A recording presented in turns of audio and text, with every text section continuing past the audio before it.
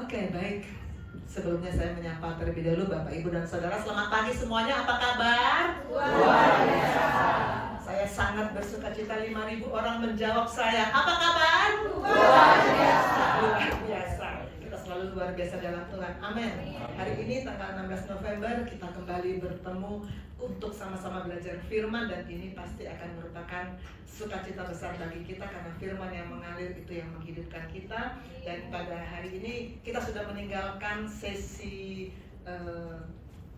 setia yang 4 sesi berturut-turut sampai terakhir di awal bulan ini. Sekarang kita masuk dalam tema yang nanti akan menjadi tema setahun kita di 2026. Jadi Bapak Rohani mulai memberikan kami untuk mulai membawakan tema ini, Pursuing the Truth. Dan ini nanti tentu saja akan beberapa seri, dan nanti sepanjang 2026, dan yang pasti retreat kita, tema retreat kita nanti di bulan Mei ya Pastor, juga mengejar kebenaran. Karena itu kita akan sama-sama persiapkan hati kita, fokus kita untuk mengejar kebenaran. Kita perkatakan lagi nats pembimbing yang tadi sudah kita baca ulang. Saya undang saudara-saudara berdiri, kita hormati firman, kita ucapkan bersama-sama Filipi 3 ayat 14, 1, 2, 3. Dan berlari-lari kepada tujuan untuk memperoleh hadirat, yaitu panggilan sorgawi dari Allah dalam Kristus Yesus. Amin. Silakan duduk saudara-saudara. Sebelum maju lagi, saya panggil dulu Cornelia. Cornelia ini sekarang bukan koas saya lagi. Terakhir koas saya dia kemarin hari Sabtu, penutupan stase. Sekarang dia bukan koas saya lagi. Kalau dia hadir di sini, dia mengejar Tuhan, bukan mengejar saya. Oke, saya stop share supaya Cornel bisa masuk TV. Oke, Cornel mau sharing sedikit tentang apa yang dia dapat selama di PD Koja dan bagaimana dia merespon firman yang tadi baru kita baca sebagai nats pembimbing. Silakan. Baik, selamat pagi semuanya. Perkenalkan shalom semuanya. Perkenalkan saya Cornelia. Di sini saya izin sharing tentang pengalaman yang menurut saya sangat berharga buat saya selama masuk selama ada di PD Koja. Nah, awalnya saya ini sebagai umat Tuhan, umat Kristiani dan Nasrani.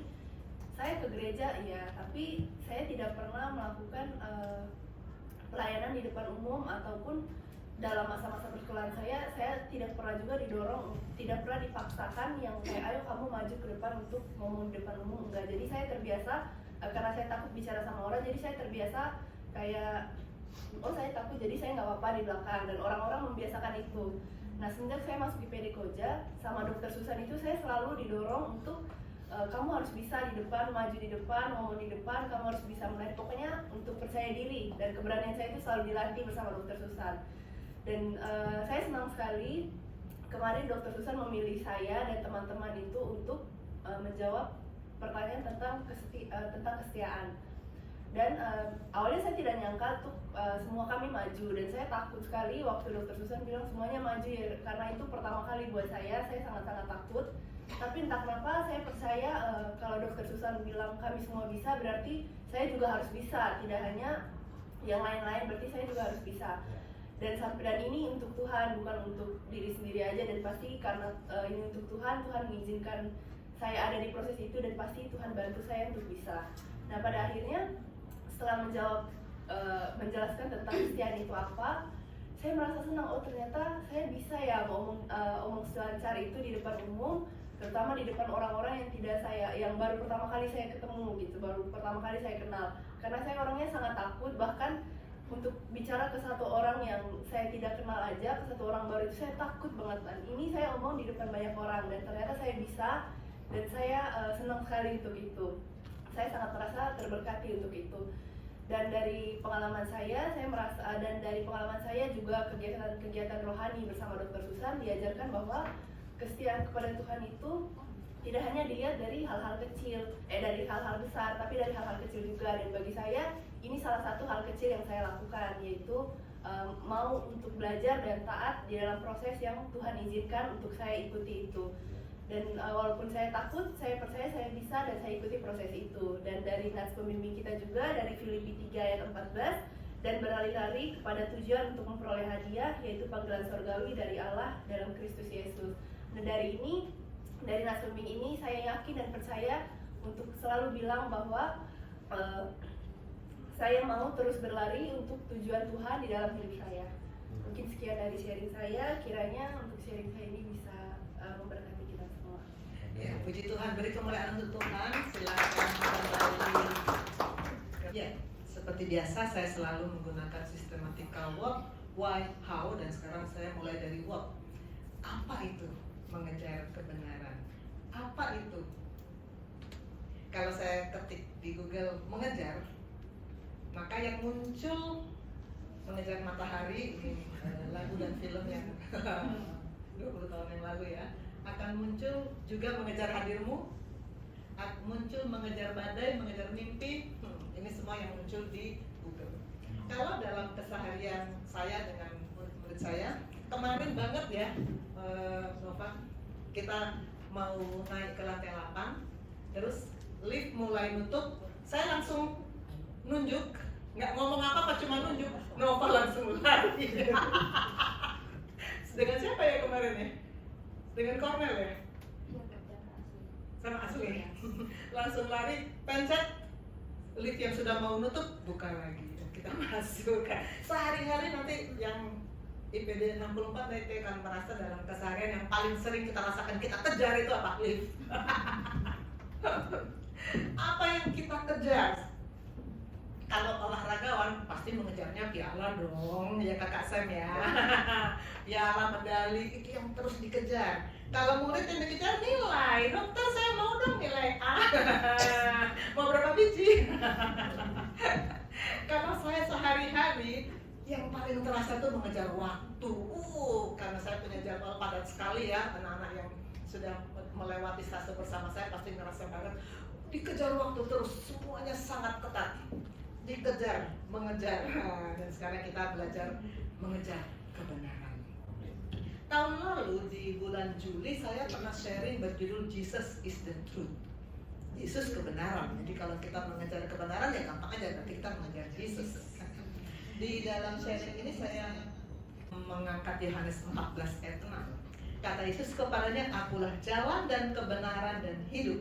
Tidak seorang pun yang datang kepada Bapa kalau tidak melalui aku. Dan ini sudah kita bahas dalam 3 kali pertemuan di tahun 2024. Jesus is the way, Jesus is the truth, and Jesus is the life. Satu-satu kali pertemuan. Di Yohanes 18 ayat 37, Yesus berkata, untuk itulah aku datang ke dalam dunia ini, supaya aku memberi kesaksian tentang kebenaran. Kalau anak sekolah minggu ditanya, Tuhan Yesus datang untuk apa? Kan kita sudah dekat 1,5 bulan lagi sudah Natal ya. Tadi sudah ada acara-acara Natal, anak sekolah minggu bikin acara. Kalau anak sekolah minggu ditanya, Tuhan Yesus datang untuk apa? Jawabnya apa? Pasti jawabnya untuk menebus dosa, biar kita masuk surga gitu ya. Salah ya, bukan menebus dosa, menebus kita. Bukan dosa yang ditebus, kita yang ditebus, supaya kita masuk surga. Tapi bukan hanya itu, terlalu sederhana kalau kita ditebus. Tuhan Yesus datang hanya untuk kita masuk surga. Sekarang yang sudah terima Dia sebagai juru selamat, mari langsung masuk surga, ya kan? Tuhan datang ke hidup dalam kebenaran itu. Hidup di dunia ini di dalam kebenaran. Bukan urusan nanti di surga. Di dunia ini di dalam kebenaran. Mau tahu tentang kebenaran, harus ikut Yesus. Karena Jesus is the truth. Yesus berkata apa? Follow me, ikut aku. Mau tahu kebenaran, ikut aku. Mau mengejar kebenaran, tahu dulu apa itu kebenaran. Mau tahu kebenaran, ikut aku. Ikut Yesus. Ini sudah di tahun 2024 sudah sering keluar ayat ini. Katanya kepada mereka, setiap orang yang mau mengikut aku, ia harus menyangkal dirinya, memikul salibnya, mengikut aku. Mau ikut Yesus? Ini sering muncul, kata kalimat ini sering Bapak Rohani sebut, saya juga sering sebut. kita bilang kita ikut Yesus, sebenarnya kita ikut Tuhan atau Tuhan yang kita paksa-paksa ikut saya? Saya undang Nova. Nova maju. Nova kemarin bercerita kepada saya bagaimana dia mulai berubah pemahamannya yang selama ini sebelum masuk di PD Koja dia yang suka paksa-paksa Tuhan untuk ikut dia. Sekarang dia sudah mulai paham bagaimana yang seharusnya. Silakan. Shalom semuanya. Shalom. Masih kurang semangat. Shalom semuanya. Shalom. Mungkin perkenalan diri para sekian. Mungkin ada yang belum mengenal saya. Perkenalkan, saya Nova. Di minggu ini sudah statusnya bukan koas dari Dokter Susan lagi.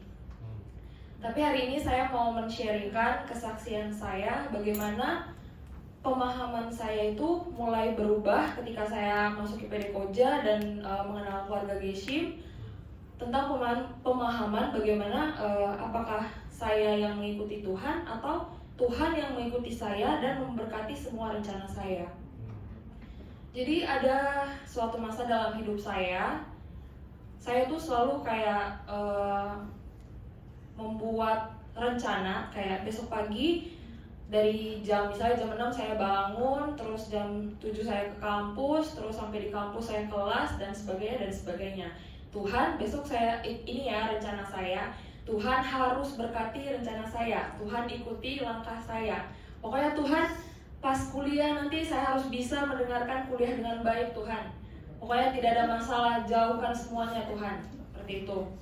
Dan saya juga kebetulan saya mengikuti organisasi juga. Di organisasi ada teman saya juga di sini di IPD 4 ada Vio. Jadi kalau di organisasi itu kita sering ada kayak rapat dadakan yang kadang membuat saya, misalnya rapat dadakannya itu di hari Minggu. Jadi kayak Tuhan boleh lah ya hari Minggu Tuhan sekali aja. Ini kan tidak merugikan orang lain ya Tuhan.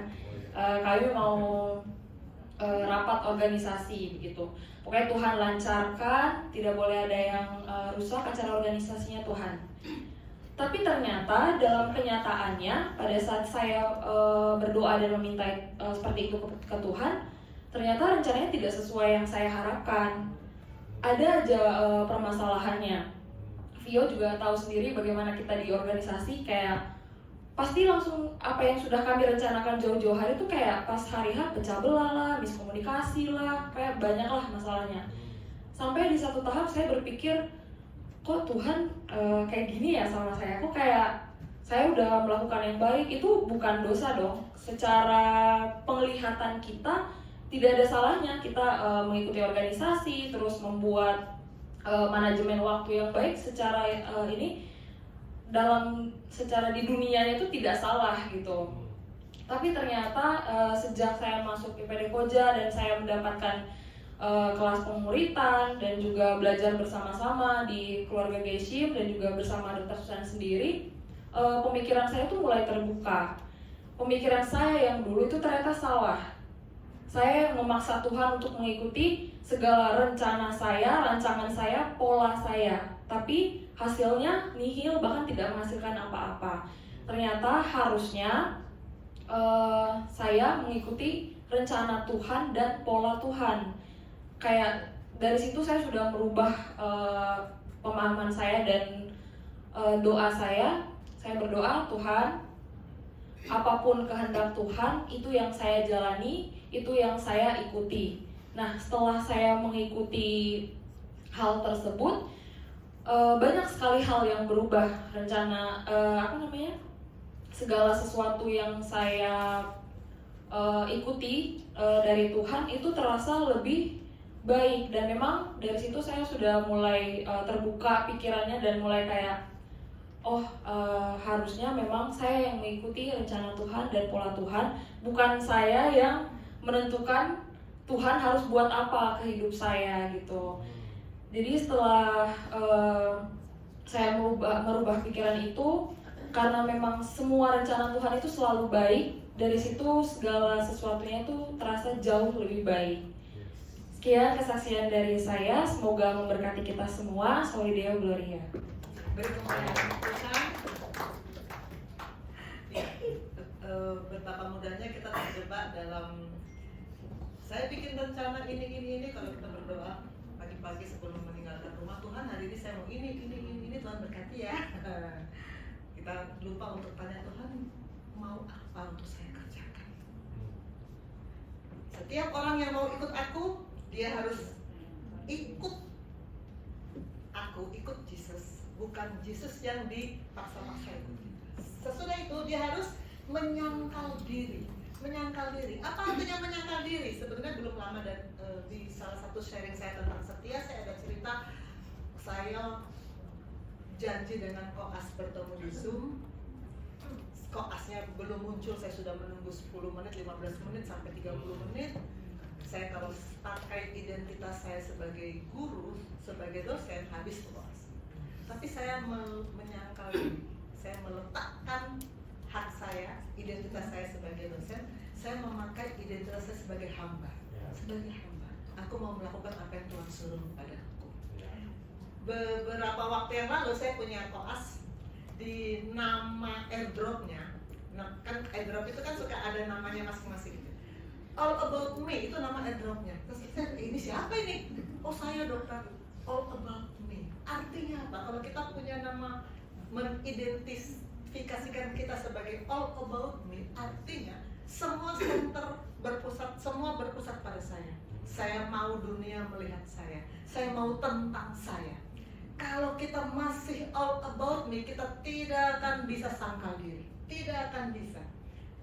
Untungnya puji Tuhannya Koas ini sesudah melewati pemuritan di IPD Koja, akhirnya dia menyadari bahwa not I but Christ.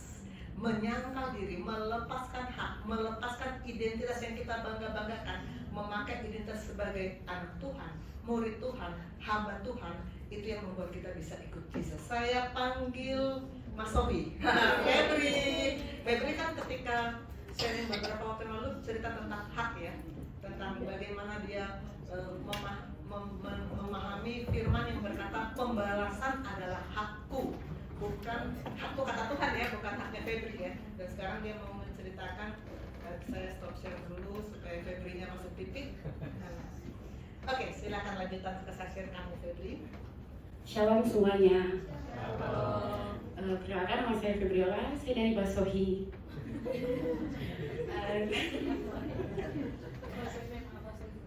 Di sini saya ingin berbagi sedikit pengalaman saya selama di IPD Koja kurang lebih 10 minggu.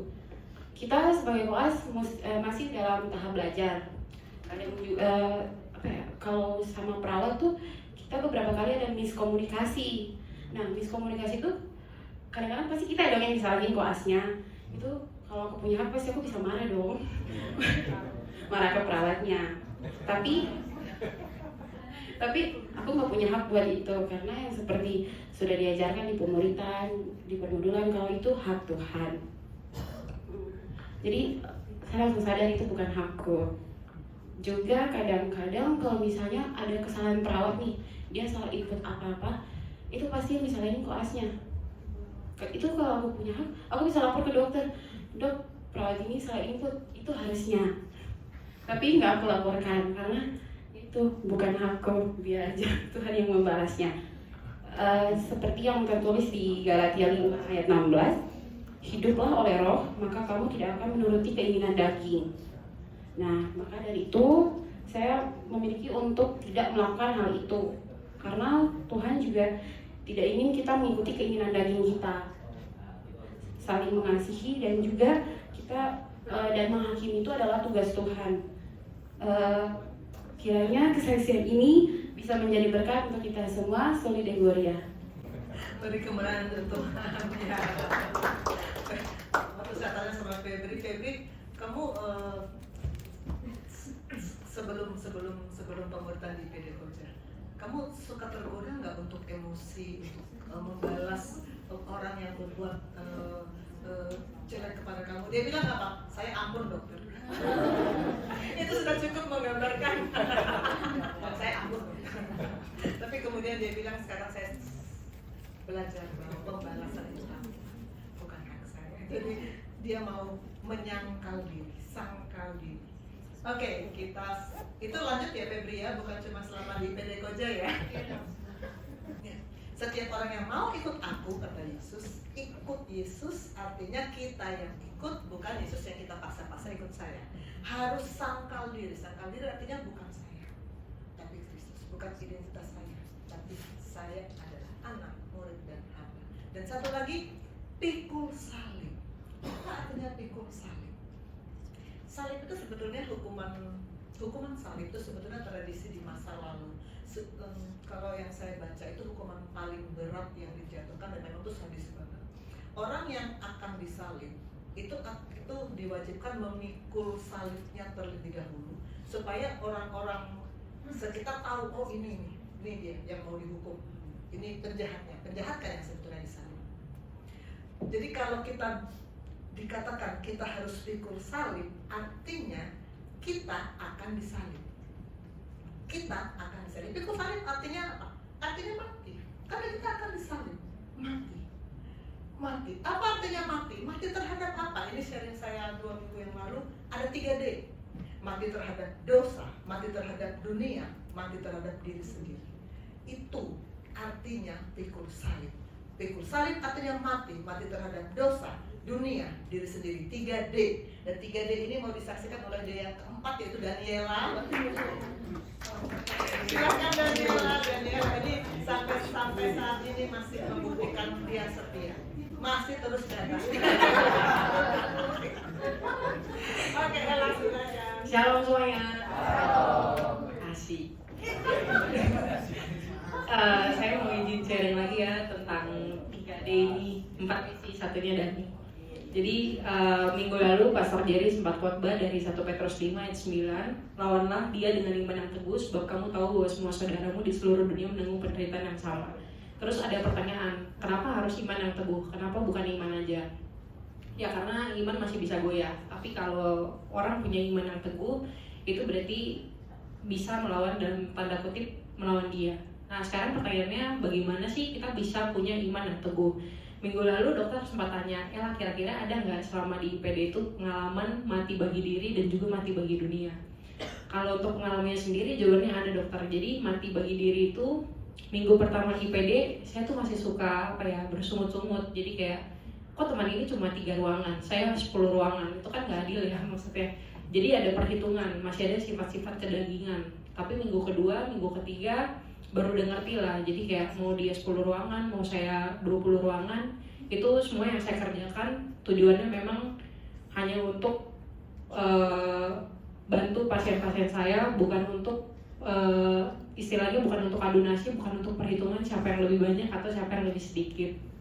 Kemudian mati bagi dunia, jadi saya tuh orangnya nggak enakan. Kalau ada yang ngajak jalan, saya biasanya suka kayak ayo bisa hari Minggu ya kita main dari jam 7 pagi sampai malam juga nggak apa-apa gitu. Kayak misalnya Nova waktu itu ajak main, terus kayak boleh dan kita main dari jam 7 pagi sampai jam 7 malam. Tapi makin kesini makin sadar kalau di IPD Koja tuh ngajarin banyak hal. Contohnya prioritas. Jadi selama di IPD Koja saya belajar tentang prioritas. Waktu untuk Tuhan itu bukan disisihkan, tapi waktu untuk Tuhan itu kita harus siapkan. Makanya sekarang setelah di IPD Koja ini baru saja kejadiannya kemarin. Jadi hari Kamis tuh itu teman saya yang pakai baju hijau, dia Selasa kita pengen makan-makan hari Kamis. Tapi saya bilang saya nggak bisa pulang malam-malam ya, soalnya ada komsel gitu. Jadi makin kesini sudah makin mengerti tentang prioritas. Kemudian sebenarnya saya cukup bingung sih dengan kata bagi ya, mati bagi diri dan mati bagi dunia. Akhirnya saya konsultasi sama Pastor Rio. Terus Pastor Rio bilang mati bagi diri dan mati bagi dunia itu artinya kita tidak bereaksi lagi terhadap kedagingan kita, artinya kita tinggalkan semua yang lama. Jadi makanya kenapa pengalaman itu saya rasa pengalaman pribadi saya mati bagi diri dan mati bagi dunia. Terima kasih dokter. Silakan kembali ke tempat. Iya, mati bagi diri, mati bagi dunia berarti kita tidak bereaksi lagi. Betul sekali. Orang mati, karena sehari-hari di Bangsal kan sudah berkali-kali kita ketemu orang mati. Orang mati mau kita apain aja, nggak akan bereaksi. Itu yang namanya mati. Oke, kita lanjut. Kembali ke Lukas 9 ayat 23, katanya kepada mereka semua, setiap orang yang mau mengikut aku, ia harus menyangkal dirinya, memikul salibnya setiap hari dan mengikut aku. Setiap hari loh, bukan cuma saat sharing di sini ya. Jadi siapa aja tadi yang sharing, Febri, Nova, Ella, setiap hari ya. Sangkal diri setiap hari, pikul salib setiap hari, pikul Tuhan setiap hari. Kalau mau follow Jesus. Tuhan Yesus berkata dalam Yohanes 18:37, setiap orang yang berasal dari kebenaran mendengarkan suaraku. Setiap orang yang berasal dari kebenaran mendengarkan suaraku. Berarti tidak semua orang berasal dari kebenaran. Ada orang yang tidak berasal dari kebenaran. Untuk kelompok yang berasal dari kebenaran, kriterianya, kualifikasinya adalah mendengarkan suara Yesus. Mendengarkan suaraku. Suaraku itu apa? Firman. Firman tertulis itu adalah yang kita harus dengar, taati, lakukan. Kalau kita tergolong orang yang berasal dari kebenaran, pastikan kita adalah orang yang berasal dari kebenaran. Kebalikannya apa? Kebalikannya dari dunia. Ketika Tuhan Yesus berdoa untuk murid-muridnya di Yohanes 17, Yesus katakan mereka murid-muridnya bukan dari dunia, sama seperti aku bukan dari dunia. Tuhan Yesus itu dari kebenaran. Kita kalau berasal dari kebenaran, kita bukan dari dunia. Pastikan kita selalu mendengarkan firman yang membuat kita terdefinisi sebagai orang yang berasal dari kebenaran. Maka tema kita dalam tahun 2020 nanti mengejar kebenaran itu. Sekarang kita akan belajar konteksnya. Yang genap. Saya mulai dari ayat 7. Tetapi apa yang dahulu merupakan keuntungan bagiku, sekarang kuanggap rugi karena Kristus. Maka segala sesuatu kuanggap rugi karena Kristus lebih mulia daripada semuanya. Oleh karena Dia aku telah melepaskan semuanya itu dan bersama saya oleh Kristus. Dan berada dalam Dia bukan dengan kebenaranku sendiri karena mentaati hukum Taurat, melainkan dengan kebenaran karena kepercayaan kepada Kristus, yaitu kebenaran yang Allah anugerahkan berdasarkan kepercayaan. Yang mengenai Dia, mengenal Dia dan persabatannya dan sesuai dalam pemberiannya, di mana aku menjadi serupa dengan Dia dalam kematian. Supaya aku akhirnya beroleh kebangkitan dari antara orang mati. Bukan seolah-olah orang mereka ini atau bersama-sama, melainkan aku mengejarnya, kalau Allah mereka juga menangkapnya, karena aku telah ditangkap oleh Kristus. Saudara-saudara, aku sendiri tidak menganggap bahwa aku telah menangkapnya, tapi ini yang kulakukan. Aku melupakan apa yang telah di belakangku dan mengarahkan diri kepada apa yang ada di hadapanku. Dan kembali dari perbuatan beberapa dia, yaitu panggilan sorga yang Allah Kristus. Ya, ayat terakhir adalah nats pembimbing kita pada hari ini. Kita akan menelaah satu demi satu ayat-ayat ini. Kita mulai dari surat Filipi ini sendiri. Surat Filipi ditulis oleh Paulus. Dan kalau kita baca, saya suka memulai belajar itu dari AI bilang apa, pendapat-pendapat pakar bilang apa. Surat Paulus kepada jemaat Filipi adalah surat yang ditulis oleh Rasul Paulus dari penjara di Roma. Dia menulis surat ini dari penjara loh, di Roma. Dia bayangkan lagi di Yerusalem, tadinya kan dia itu ditangkap Tuhan di Yerusalem kan. Kemudian mulai ketika itu lalu ada ini kita sudah pelajari di Setia ya. Orang Kristen ketika itu jemaat yang pertama dikejar-kejar, akhirnya tersebar-sebar, Paulus sampai di Roma. Tetapi dia bisa menulis surat Filipi, dan sebetulnya surat yang dibuat Paulus kan paling banyak di Perjanjian Baru. Dan surat Filipi ini berisi ucapan syukur atas dukungan jemaat, nasihat tetap bersatu, tetap rendah hati dan bersukacita.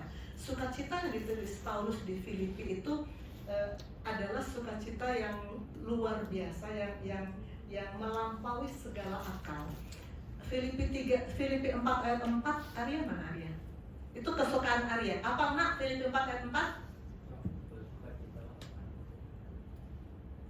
Bersukacitalah senantiasa di dalam Tuhan. Sekali lagi katakan, ya itu orang lagi dari penjara, orang lagi ditahan, lagi dibelenggu, bisa ngomong seperti itu kan luar biasa. Surat Paulus kepada jemaat Filipi itu dikatakan di sini menuliskan kata kerja bersukacita sampai 9 kali. Isinya sukacita yang luar biasa, yang melampaui segala akal. Dan itu dialami oleh Paulus ketika dia ada di penjara. Itu keistimewaan surat Filipi. Nah, kita sekarang belajar ayat yang pertama. Tetapi apa yang dahulu merupakan keuntungan bagiku, sekarang aku agak merugi karena Kristus. Tetapi ini kata sambung. Kalau kita ngomong tetapi, maka sebelum dan sesudahnya biasanya bertentangan ya. Orang itu cantik tapi judes gitu ya. Itu bertentangan ya, cantik tapi judes.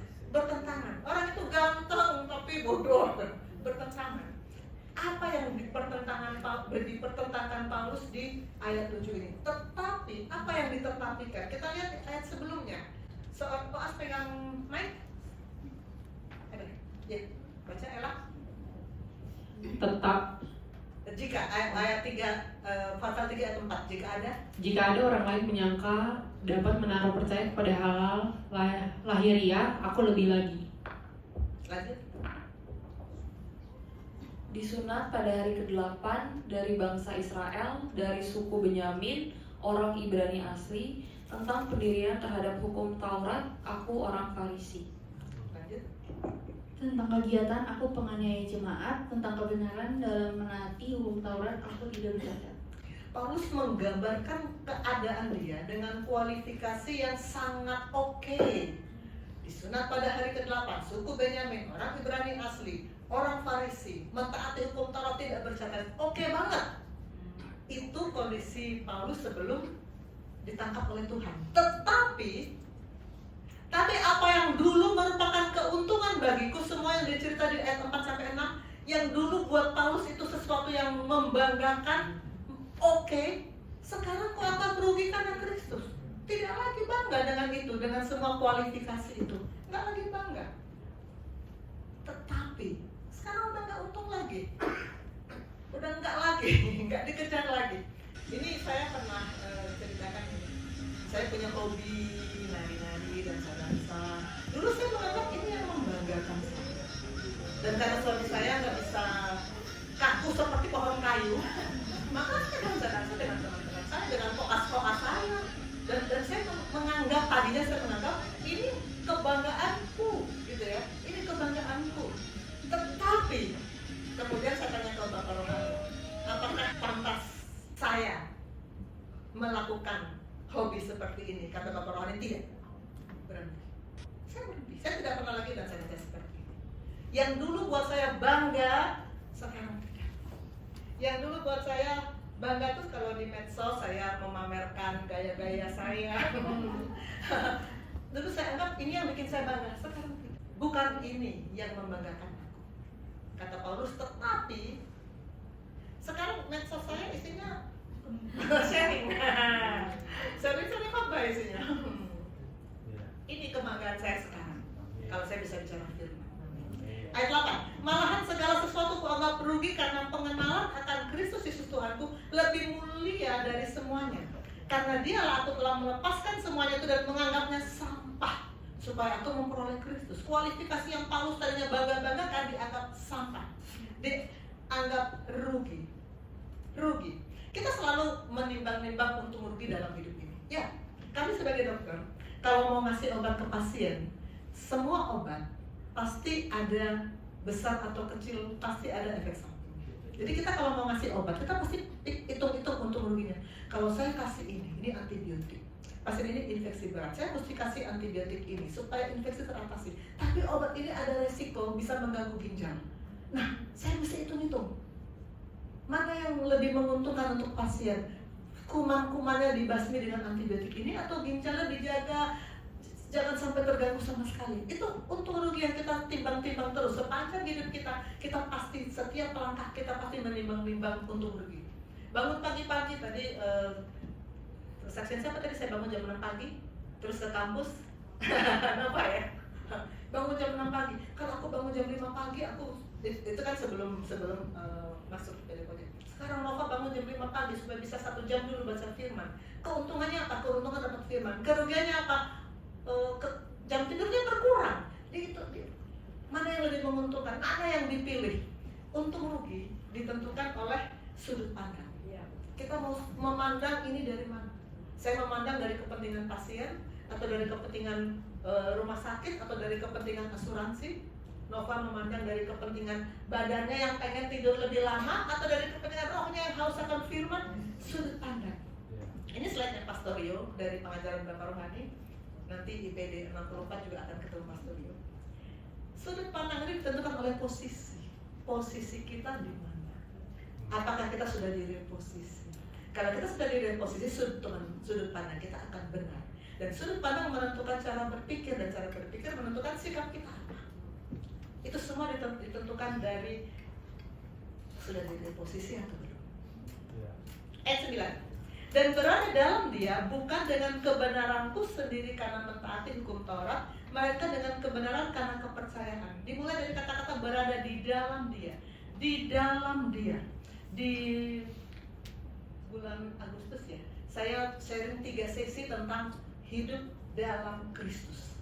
Di tanggal 17, 24, dan 31. Hidup di dalam Dia. Seperti apa?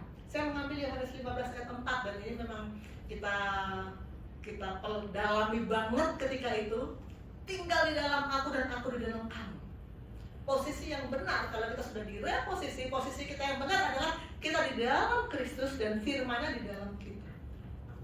Dan untuk bisa, ini kesimpulan pada sharing itu, untuk bisa di dalam Dia, kita harus memiliki roh Kristus, rela dibentuk, siap diuji, tertanam, berakar, bertumbuh, berbuah banyak dan memuliakan Allah. Ini di dalam Dia. Kalau kita di dalam Dia, bukan dengan kebenaran kita sendiri, melainkan dengan kebenaran karena kepercayaan kepada Kristus. Berarti ada 2 macam kebenaran. Ada kebenaranku sendiri, kebenaranku sebelum direposisi, dan ada kebenaran karena percaya. Kebenaran itu kan dari pikiran. Saya yang benar menurut saya yang mana, yang benar menurut firman yang mana. Dan ini hanya bisa diperbaiki kalau kita sudah direposisi, punya sudut pandang yang benar, baru berpikirnya baru bisa benar. Kebenaran yang aku pilih, kebenaran yang mana. Karena kepercayaan, muncul lagi kata percaya. Kita 2 minggu yang lalu sudah bicara soal percaya yang seperti ditulis oleh Yakobus di Yakobus 2 ayat 19, engkau percaya hanya ada satu Allah saja. Setan juga percaya. Jadi kalau kita hanya percaya ada Allah, hanya percaya bahwa Allah bisa menolong, hanya percaya sampai sebatas itu, maka sama kualitasnya dengan kepercayaan setan. Yang Allah mau kita harus mempercayakan seluruh hidup kepada Kristus. Ini bagian dari pengajaran Bapak Rohani seri berserah diri. Yang nomor 4, mempercayakan seluruh hidup kepada Kristus. Seluruh hidup. Kalau mempercayakan itu harus seluruh hidup. Kita nggak bisa bilang gini, Tuhan, saya mau percayakan karir saya sebagai dokter kepada Tuhan. Tuhan tolong ya supaya saya cepat lulus. Saya sekarang kok asik PD Koja, cepat lulus ya Tuhannya. Nanti Tuhan yang memberikan saya pekerjaan yang bagus supaya saya bisa kalau manusia kan selalu tujuannya cepat kaya, banyak pasien. Itu tapi Tuhan itu yang saya percayakan sama Tuhan cuma masalah karir sebagai dokter. Teman hidup saya nggak kasih, saya mau tetap memutuskan sendiri. Jadi tidak seluruh hidup. Untuk masalah teman hidup saya Tuhan yang pilih karena saya sudah punya pacar yang baik, ganteng, kaya, semua. Jadi soal pacar Tuhan jangan ganggu ya. Saya mau percayakan hanya masalah karir saya sebagai dokter. Itu namanya bukan mempercayakan. Tuhan nggak mau yang seperti itu. Tuhan mau seluruh hidup, mempercayakan seluruh hidup kepada Kristus. Ayat 10. Yang ku kehendaki ialah mengenal Dia dan kuasa kebangkitannya, persekutuan dalam penderitaannya, di mana aku menjadi serupa dengan Dia dalam kematiannya. Yang ku kehendaki. Apa yang kita kehendaki? Apa sih keinginan kita? Keinginan kita, keinginan manusia dengan keinginan Allah selalu bertolak belakang selama dia belum direposisi. Kalau kita belum direposisi, kita masih dalam habit of sin. Pasti yang ku kehendaki bertolak belakang, selalu tarik-menarik dengan apa yang Allah kehendaki. Pasti terus-menerus bertarik-menarik. Tapi Paulus berkata, yang ku kehendaki ialah mengenal Dia. Karena Paulus sudah direposisi, Paulus sudah ditangkap oleh Tuhan. Mengenal dia, ini adalah tema sharing Bapak Rohani di tahun 2023. Berseri-seri Bapak Rohani bicara tentang Allah itu adalah pribadi yang mau dikenal. Tapi bukan cuma itu, bukan cuma Allah mau dikenal, Allah juga mau kita dikenal olehnya. Mengenal Tuhan bagaimana? Mengenal Tuhan ini selain Bapak Rohani yang di-sharingkan di grup di tahun 2023. Mengenal Tuhan, know God from God and the written word. Mengenal Tuhan dari Tuhan dan firman yang tertulis, Alkitab. Kalau Alkitab hanya dilatih, sekarang sih Alkitab itu sudah tidak selalu berwujud buku tebal itu ya. Di HP juga sekarang ada ya. Tapi yang penting isinya kita dapat setiap hari. Sesibuk apapun Anda, bukan alasan untuk tidak membaca atau merenungkan firman Tuhan dari Alkitab. Untuk murid-murid saya mau katakan bahwa strategi iblis yang sangat berhasil untuk membuat kalian tidak terhubung dengan Tuhan adalah meyakinkan kalian bahwa kalian sangat sibuk. Koas itu sibuk banget, ya ampun, mesti bikin jurding, mesti bikin referat, mesti CBD, belum lagi visit pasien, belum lagi jaga malam. Maka nggak ada waktu ya untuk baca firman. Nanti aja baca firman, Nova. Sesudah beberapa tahun lagi menuju 2x1. 2x1 itu rumah masa depan kita, perhentian terakhir. Kalau sudah dekat-dekat ke situ, baru cari Tuhan. Kan ujung-ujungnya sama. Sekarang sih kalian dulu, studi dulu. Nggak ada waktu. Itu selalu strategi iblis yang paling berhasil membuat banyak murid-murid saya sebelum masuk IPD Koja mengatakan bahkan selama sekian tanpa sadar tiba-tiba pas disadari, sudah lama banget nggak ke gereja ya, sudah lama banget nggak baca firman ya. Karena sangat yakin betapa sibuknya Koas. Hati-hati. Kita harus terus berjuang untuk mengenal Tuhan, mengejar kebenarannya. Masih ayat 10, yang kukehendaki ialah mengenal dia dan kuasa kebangkitannya dan persekutuan dalam penderitaannya, di mana aku menjadi serupa dengan dia dalam kematiannya. Mengenal dia dan kuasa kebangkitannya dan menjadi serupa dengan dia dalam kematiannya. Mati dan bangkit dengan Kristus. Ini sebetulnya pernah saya sharingkan di Masohi. Saya lebih tahu Masohi dari Febri. Di Masohi tahun 2017 ini saya ingat ini sharing kedua saya di GISIM. Saya kan masuk GISIM ini tahun 2015. Saya pertama kali sharing di tahun 2016 ketika Natal. Lalu ini sharing kedua saya di Masohi di Paskah tahun 2017. Mati dan bangkit dengan Kristus. Dan ketika itu saya mengambil Roma 6 ayat 11. Demikian hendaknya kamu memandangnya bahwa kamu telah mati bagi dosa, tapi kamu hidup bagi Allah dalam Kristus Yesus. Mati bagi dosa, hidup bagi Allah, supaya akhirnya aku beroleh kebangkitan dari antara orang mati. Saya bilang sama Feli, coba berdiri. Sekarang kalau Feli sudah berdiri, saya bilang gini, Feli, coba berdiri. Kamu bilang apa? Lah dokter, saya kan udah berdiri. Disuruh berdiri lagi bagaimana? Jadi supaya bisa berdiri, kamu harus duduk dulu. Kamu sekarang duduk. Supaya bisa bangkit, harus mati dulu. Supaya bisa berdiri, harus duduk dulu. Supaya bisa bangkit, harus mati dulu. Mati, M-A-T-I, mati. Jadi Ella sudah cerita tentang 3D, dengan namanya jadi 4D. Di rumah sakit kami sangat sering bertemu dengan kematian.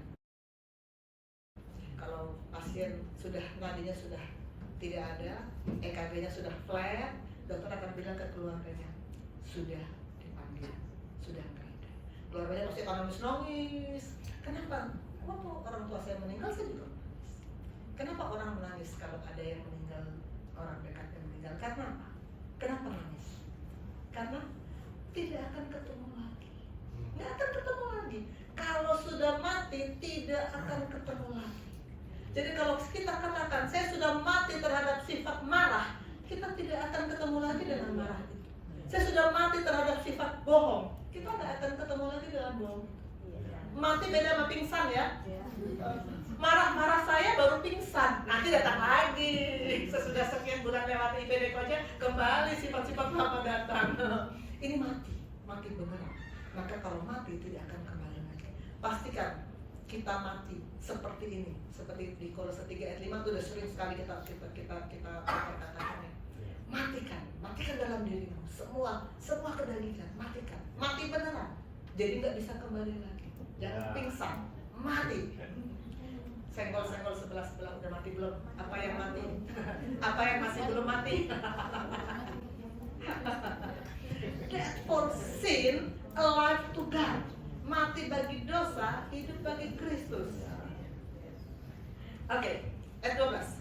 Bukan seolah-olah aku telah memperoleh hal ini atau aku telah sempurna dan aku mengejarnya. Kalau aku dapat juga menangkapnya, karena aku pun telah ditangkap oleh Kristus Yesus. Aku mengejar. Kalau kita sudah mendapat, ini anak kejar bola lalu dia tangkap bola. Kalau kita sudah dapat, apakah kita masih kejar? Kemana waktu kita ngejar lift? Sesudah kita sampai di lift, kita bisa masuk, lega sudah bisa masuk. Apakah kita masih kejar? Masih lari-lari? Udah enggak. Kalau sudah sampai, sudah berhenti. Jadi kalau kita hanya mengejar apa yang belum kita dapat. Manusia seumur hidup mengejar duit. Karena dia nggak pernah puas, kejar terus. Ini manusia dunia. Kita berasal dari kebenaran, maka yang kita kejar terus menerus tidak pernah puas adalah kebenaran. Kristus, firman. Kejar terus, tidak pernah puas. Seperti ini kita mengejar firman. Seperti ini kita mengejar Kristus. Saudara-saudara, ayat 13. Aku tidak menganggap bahwa aku telah menangkapnya, tapi ini yang kulakukan. Aku melupakan apa yang telah di belakangku dan mengarahkan diri kepada apa yang di hadapanku. Melupakan yang di belakang, mengarahkan diri kepada yang di depan. Saya tanya sama murid saya. Saya tanya sama Ella, obat diabetes apa? Ella baru baca tadi Filipi kan, dia dengan cerdas langsung bilang, dokter, Filipi 3 ayat 13 berkata aku melupakan apa yang telah ditemukanku. Jadi obat-obatan juga aku lupa. Bukan begitu ya? Aku melupakan dokter, orang firman bilang begitu. Bukan cuma itu, kata Nova. Pacarku juga aku sudah lupakan dokter. Karena di depanku ada yang lebih ganteng. Aku mengarahkan diri kepada yang di hadapanku. Yang di belakangku aku lupa. Itu memodus. Apa yang kita lupakan, kegagalan kita maupun kesuksesan kita. Loh, kok sukses juga dilupakan? Ya, kalau itu memisahkan kita dari Tuhan, lupakan. Paulus bilang, kesuksesan yang tadinya dia pikir ini kesuksesan, disunat pada hari ke-8 dari bangsa Israel asli, tidak bercacat, orang Farisi. Ini semua dia tinggalkan, dia anggap sampah. Dia lupakan. Dan dia mau mengarahkan diri kepada apa yang di hadapannya, supaya dia bisa berlari-lari kepada tujuan. Berlari-lari kepada tujuan, yaitu apa? Panggilan surgawi. Kenapa harus berlari-lari? Kenapa nggak santai-santai aja? Kenapa kita waktu kejar lift kita harus berlari-lari? Kenapa harus? Langsung Nova, kenapa harus berlari? Karena kalau Nova itu lift udah mau nutup, Nova jalannya slow motion. Slow motion indah ya, tapi liftnya ketutup udah. Karena waktu terbatas, limited time. Waktu terbatas, kita harus berlari-lari. Waktu terbatas. Ada saatnya kita nggak bisa berlari lagi. Ada saatnya sudah selesai. Maka kita harus berlari. Dan supaya bisa mencapai, kita harus fokus. Nova waktu lari ke lift, nggak bisa di sebelah itu tiba-tiba ketemu teman, halo, nggak bisa. Lift udah nutup. Fokus pada tujuan, nggak bisa pandang kanan kiri lagi. Itu namanya berlari-lari. Pada tujuan untuk memperoleh apa? Panggilan surgawi. Apa sih yang dimaksud dengan panggilan surgawi dalam kalimat ini? Apakah panggilan surgawi itu panggilan untuk masuk surga? Panggilan surgawi, iya ya, kayaknya itu ya, panggilan untuk masuk surga ya. Pernah dulu Pastor Pierre ke jemaat baru, pasti nggak tahu Pastor Pierre. Kalau jemaat lama tahu banget ya. Dulu kan dia di sini lah. saya ingat banget dia ngomong gini ke kita. Siapa yang mau masuk surga? Atau lebih tepatnya gini, siapa yang yakin kalau mati masuk surga? Semua. Saya mau tanya sekarang pada jemaat semuanya. Siapa yang yakin kalau mati masuk surga? Yakin. Cuma segini. Terima kasih untuk yang masih ragu-ragu. Oke, nanti kita akan tugasnya Pastor Jerry. Lalu Pastor Bian nanya, waktu itu semua angkat tangan. Waktu Pastor Bian nanya semua angkat tangan. Terus Pastor Bian nanya pertanyaan kedua, siapa yang mau masuk surga sekarang? Langsung semua tangan turun. Kok pertanyaannya begitu ya? Kalau saya tanya, siapa yang mau masuk surga sekarang? Di sini juga pasti nggak ada yang angkat tangan. Kenapa kita bilang saya belum siap? Kenapa? Sebenarnya ada dua kemungkinan. Kemungkinan pertama, memang belum siap karena belum yakin masuk surga. Tapi kemungkinan kedua, saya tidak dipanggil Tuhan sekarang karena Tuhan masih punya tugas untuk saya kerjakan. Itu yang seharusnya menjadi jawaban kita. Saya yakin saya akan masuk surga, tapi Tuhan masih kasih tugas kepada saya. Pada saatnya tugas itu selesai, Tuhan memang akan panggil saya. Tadi Pastor Jerry bilang, mana ada orang yang hidup selama-lamanya. Ada saatnya memang dipanggil Tuhan. Memang. Ada saja Tuhan bilang, sudah selesai anakku. Aduh, puji Tuhan, aku kembali kepada Bapa. Tapi itu ada saatnya, di mana tugas yang Tuhan taruh di dalam hidup kita memang sudah selesai. Jadi panggilan surgawi itu bukan panggilan untuk masuk surga dong ya. Kalau panggilan untuk masuk surga, semua kita masuk surga sekarang. Kosong nanti ini ruangan. Atau panggilan surgawi itu adalah panggilan untuk menjadi pendeta penginjil. Ini sekali-sekali saya memamerkan foto pentahbisan kami di Februari kemarin ya. Pastor Jerry juga ada di situ. Apakah panggilan seperti ini? Kalau panggilan seperti ini untuk panggilan surgawi itu untuk menjadi pendeta, maka ini ayat bukan untuk buat semua orang dong. Ini ayat hanya untuk orang-orang tertentu saja. Apakah itu panggilan surgawi? Saya seperti biasa lalu buka pendapat pakar. Panggilan surgawi adalah panggilan dari Allah untuk orang percaya agar menjalani hidup sesuai kehendaknya. Ternyata panggilan surgawi adalah panggilan untuk menjalani hidup sesuai kehendak Tuhan. Itulah yang saya sharingkan dalam hidup dalam Kristus. Itulah panggilan surgawi. Maka kita harus mengejar kebenaran itu. Saya mau memanggil IPD 63 untuk maju ke depan. 63 termasuk koas abadi saya, Tabita, pastor kesayangan saya. Ini lagu judulnya Mengejar Hadirmu. Dan seperti biasa, kalau ada kalimat yang tidak sesuai dengan yang nggak sesuai dengan pemahaman iman saya ganti. Di baris kedua, saudara, Bapak Ibu Saudara boleh perhatikan di baris kedua, setiap kataku kau pun menunggu. Ini nggak sesuai dengan pemahaman iman saya, nggak sesuai. Oh iya, tolong karena itu menghalangi nanti Evelyn tutup bunga terus. Setiap kataku kau pun menunggu. Ini nggak sesuai buat saya. Saya belum konfirmasi ini dengan Pastor Jerry, tapi kalau Pastor Jerry berpendapat lain kita bisa diskusi.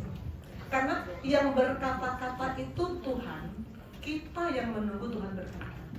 Bukan Tuhan yang menunggu kita berkata-kata. Maka saya ganti kalimatnya yang baris kedua. Saya ganti kata-katanya menjadi setiap firman-Mu itu untuk. Firman pasti untuk kita. Nggak bisa kita bilang, oh firman yang ini buat tetangga, firman yang ini buat pastor saya. Nggak bisa. Setiap firman-Mu itu untuk. Jadi saya ganti kata yang kedua. Dan karena judulnya mengejar kebenaran-Mu, maka nanti pada mengejar hadirmu yang kedua akan saya ganti dengan mengejar kebenaran. IPD 63 akan menyanyikan lagu ini, namun sebelumnya saya akan tutup dulu dengan konklusi kesimpulan untuk sharing part yang pertama ini. Filipi 3:7-14 yang tadi kita baca, itu kita simpulkan bahwa kita ada dalam perlombaan ini, maka harus berlari. Kenapa harus berlari? Karena kita dalam perlombaan iman. Jangan menoleh ke kanan atau ke kiri, tetap fokus pada panggilan kita. Run your race. Don't look to the left or right. Stay focused on your calling. Silakan Pastor.